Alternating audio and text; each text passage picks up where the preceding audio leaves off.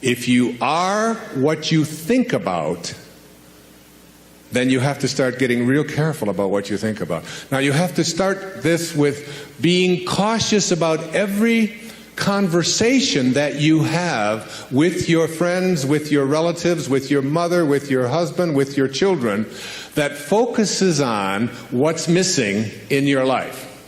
Because if you want to attract something into your life, something good, something grand, something godlike, something prosperous, something of well-being, health, whatever it might be, if you want to attract that into your life, but you're talking about what's missing and thinking about what's missing, and you understand that what you think about is what expands, you will continue to expand more of what's missing, and you'll continue to attract what's missing in your life. I never talk about what's missing in my life.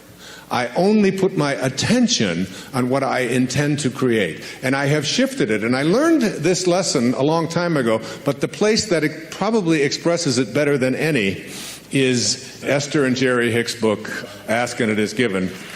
The Teachings of Abraham, it's called Learning to Manifest Your Desires, have more than anything, I think they're the greatest, among the really greatest teachings on the planet today. And I know Esther and Jerry, I know them well, I've been with them on many occasions.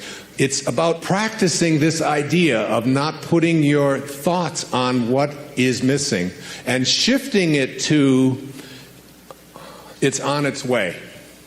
It's on its way.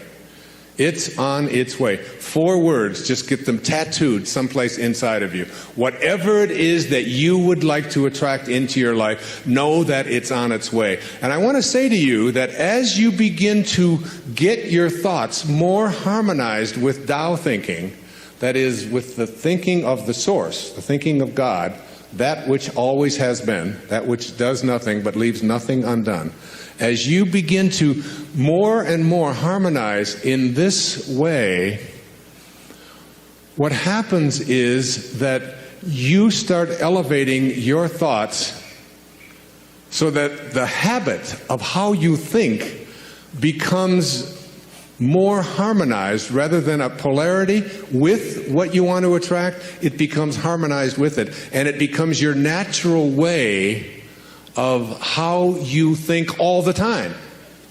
And you start then beginning to teach your children the same way of thinking. So you just catch them when they start saying things like, oh, with my luck it won't work out. Why have any of us ever learned to say, with my luck, and having it mean things aren't going to work out? Why wouldn't you say, and just have it as your habit, with my luck, it'll probably show up faster than it normally does? Why not have that kind of a way? Because here's what happens. As you begin to shift the way that you think and have an anticipation that this thing is going to work out for you, you can only act upon your thoughts. And as you get these higher and higher thoughts, what happens is that the thought is now more aligned with what it is you want to attract, and then you start acting upon that thought. And as you start acting upon the thought that it will work out, that it's probably on its way, you start to see how this whole system all works. In other words, call it the universe, whatever you want, begins to conspire with you. It begins to act almost in where you suddenly become a collaborator with fate. And instead of fate being something that just might or might not happen to you, you're in collaboration with what it is that you want to attract. I mean, ask any physician, there's physicians here today, ask them about something called the will to live. Ask them about somebody who's going in for a corneal transplant and thinks that I'm going to see when this thing is done, rather than someone who thinks it probably won't work out. And which one would they rather work with? What is this thing called the will to live? What is this thing, this inner kind of thing that says, I refuse to allow myself to think? I say to my mother, who's 90 years old, almost 91 years old. I was with her for the last 5 days, every day, all morning long with her. And she's been going through some difficulties and so on. Most of you saw her on the PBS show, if you saw the Inspiration. She has always said to me how she was going to die. She said it to me when she was 60. what her death was going to look like, when she was going to die in her sleep, and it was going to be, it was going to be a peaceful thing, and she was going to do it when she was ready. When she was ready, she would leave, and she would know when it was time. And she says, and don't think it's time. I said, well, you got a hangnail there. Maybe we should just move on with it. And she said, no, I'll tell you when I'm ready. But she has always said, I will never allow Alzheimer's into my life. She's always said that is not something. She'll say things like, well, I can't remember this name quite as well as I did before, but that concept of it's just not anything that I've ever allowed myself to think is a possibility.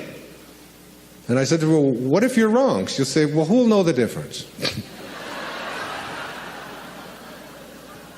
And they've done research on this, in studies on gerontology, where what does your life look like from 60 plus versus what does your life look like from 60 down to into your 20s? That people who live a dynamic life into their 60s, 70s, 80s, and 90s, people who feel strong, who don't feel that getting older means that I have to in any way decline any place, physically or mentally. Getting older has nothing to do with the concept of declining. That when people are in their 20s and 30s and 40s and 50s, and this is their perception of what their life is going to be like when they're in their 60s, that those people have a much greater chance of not attracting the kinds of diseases that are so much age-related as do people who think of old as infirm and declining throughout their 20s, 30s, 40s, and 50s. That you change the way you believe about that and you say declining is not a possibility. I don't think about what's missing. You don't put your attention on what's missing. You don't tell other people about what's missing. And you don't tell other people about what you can't do and what isn't working and how terrible the world is. And the Tao teaches so much of it was written for leaders, people in positions of power. But I've translated all of that into your own level of leadership. And the great leaders are the ones who eschew violence. You have got to get yourself to a place where you don't allow yourself to have violent thoughts come into your consciousness. That means you got to watch the movies you're watching. That means the games that your children are playing, video games, have got to be monitored and removed when they have violence built into them. It means that you don't watch the news and you don't read the stories, endlessly reaffirming what a terrible place this world is. It is not a terrible place. It's a perfect place. It's a beautiful place. There are just some leaders who are connected to Tao and others who are not. And we can create the kind of world that we want to create when enough of us begin to say, not part of my consciousness. Nope, I don't buy gossip. No, I don't buy violence. No, I don't have anything to do with that. And you just turn the channel, you turn it off. I pick up a Time magazine when I get on a flight and I go through and I say, I won't read the stories that involve killing. I won't read this. I don't need to hear any more about any more people blowing themselves up. I don't need to continue to have that as a part of my consciousness because I want to be someone who radiates out God-realized thinking. That's what I want to do. And I can't do that if I'm constantly being imbued with that. So I just go through the pages, page. And usually I say, oh, just threw away another $4.95. There's nothing in it to read. Every once in a while, a good story about maybe Tiger Woods or something. But by and large, there's not much in there. And you don't have to fill yourself with that kind of energy. So you don't put your thoughts on what's missing. You don't put your thoughts on what always has been. You don't put your thoughts on what others want for you, unless you want more of what others want for you to continue to show up into your life. So that if you're having conflicts with anybody that's out there, you don't have to put your attention on any thought that is out of harmony with the relationship that you would like to have. It doesn't have to be. You can have a love story replace a hate story by just changing your thoughts in any moment of your life. As you'll see, some of you will see it this afternoon, as Katie works with some of you and does the work and teaches you to ask yourself these questions about how can you be sure? How can you be sure that that thought is true? Why not have a love relationship with your ex-husband or your ex-wife? Why not have a love relationship with your in-laws? Why not? Why not have it with everyone on the planet? Why not? Indeed, why not? Every moment of your life, this choice is yours.